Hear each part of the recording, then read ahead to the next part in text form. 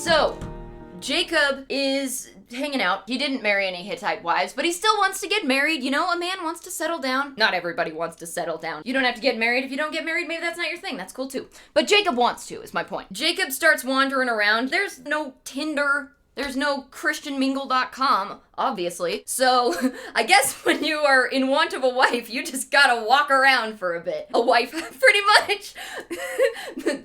Isaac had his servant to do it for him, but Jacob's gotta walk off by himself. But it's good, because they were cousins too. Again, it happens at a well. He meets this girl named Rachel. Not me. Different Rachel. He's like, this is the perfect woman. I want to marry her. He's head over heels. He really likes her. He really wants to marry her. So he goes to Rachel's father. He goes to Laban. He's like, hey, your daughter Rachel, she's so pretty. I really like her. Can I marry her? Because, you know, it's 6,000 years ago. You gotta ask dad for permission. Laban's like, I'm gonna need something for her. You gotta serve me for 7 years. Like, you gotta help me tend my flocks. That's their thing. They're all like shepherds and they have to farm and stuff. It's, even if you're not a hunter-gatherer, it's a lot of work. So Jacob's like, yeah, okay, 7 years. That's totally worth it. I'm in love with this girl. He serves Laban.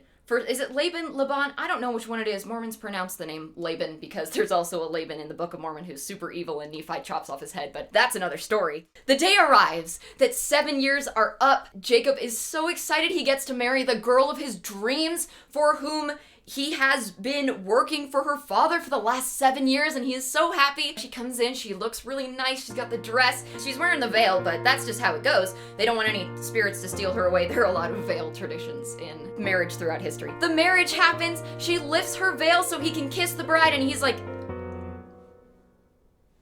that's not Rachel. That's you. I was marrying Rachel. You? That's not her. Hi. And the bride's like, and Laban's like, well, okay, so technically I cannot get my younger daughter married before the older one is married, so I had to trick you. You're married to Leah now. I can't have the younger daughter be married before her older sister. It's not proper. It's not how things work, okay, man? I can't do it.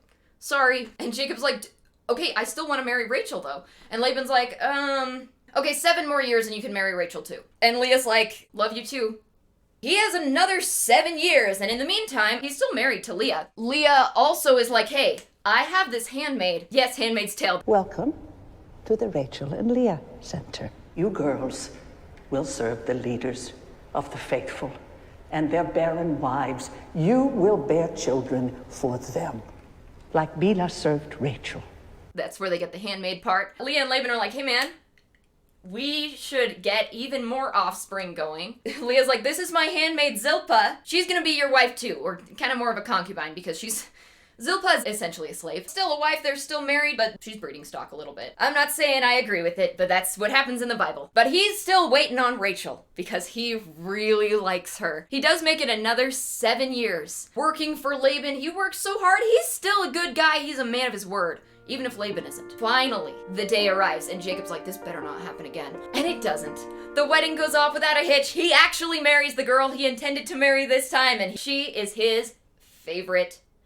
The other wives aren't super happy about this, but the thing is, Rachel just can't seem to have any kids. She doesn't get pregnant. She is barren, as they say. And in these times, a little brief biology lesson here. If you are not in great health as a woman or a person with a uterus, your body is not going to want to have kids because pregnancy is really hard on your body. And if you're not in great health or there's some other issue going on down there, which they didn't know about in biblical times, your body might just be like, sorry, man, I'm not doing the embryo thing. Leah and Zilpah, and now Rachel's handmaid, Bilhah, which Bilhah, they say Bilhah in Handmaid's Tale, so I'm trusting their pronunciation. Bilhah is also a concubine. Jacob's having kids with all of these other 3 wives, except his favorite, because she can't seem to have a baby. And this was like the whole point of having a wife back then, is to have babies. She's like failing in her purpose as a woman, as they perceive it. But here's where we get the 12 tribes of Israel,